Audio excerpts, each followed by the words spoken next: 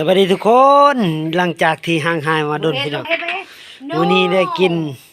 ข้าวปุ้นหรือว่าขนมจีนนะครับผมนี่มันปิดไปแม่ยังเห็นเลยนี่ขนมจีนงามๆเลยพี่น้องนี่จนเต็มกะละมังพี่น้องเลยอร่อยมากพุ่นอันน่ะผักกะหล่ำยังผักข้าวทองนะครับผม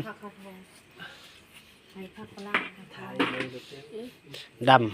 ำกองมันบ่ค่อยแจงลืมเปิดแฟลชพี่น้องเลยลืมเปิดไฟกอง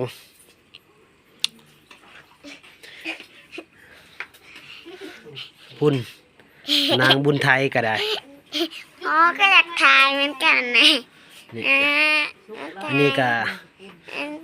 อยู่ในห้องพี่น้องเลยเปิดคลิปอยู่ห้องคือเก่าคือเดิมเลยพี่น้องเลย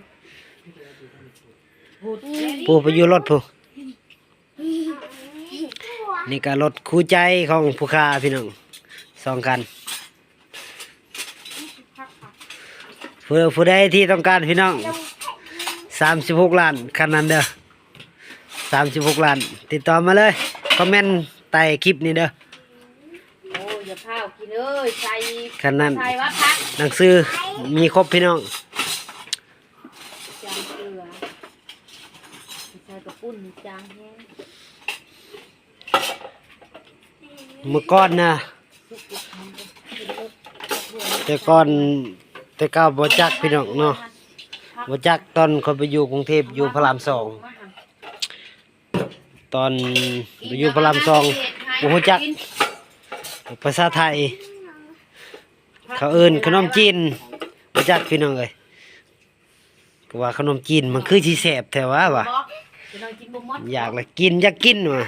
มาไปเบิ่งข้าวปุ้นอย่าตีมือพ่อน่ะ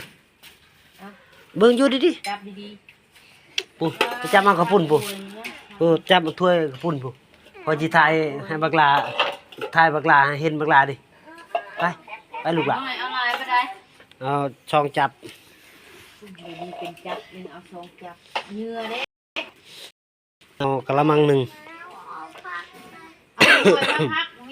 โอ้พี่น้องเอ้ยเบิ่งแม่เสียงแม่เอาถ้วยไออยู่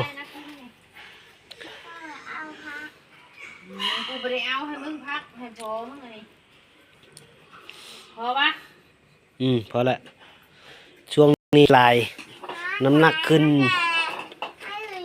ก็เห็นอยู่ดิน้ำหนักขึ้น57เลยพี่น้องเอ้ย57 กิโลแล้วโอ้ยนี่พี่น้องเอ้ยมีวักบวยใช้ให้นักกินแบบฮ้อนๆเลยพี่น้อง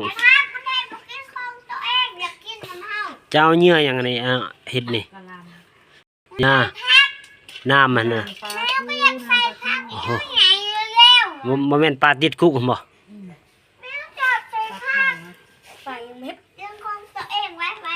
โอ้ยมันนี่เห็ดเนื้อ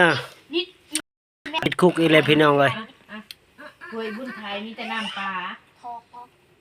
เอาลายไปได้เนื้อได้พักถ้วย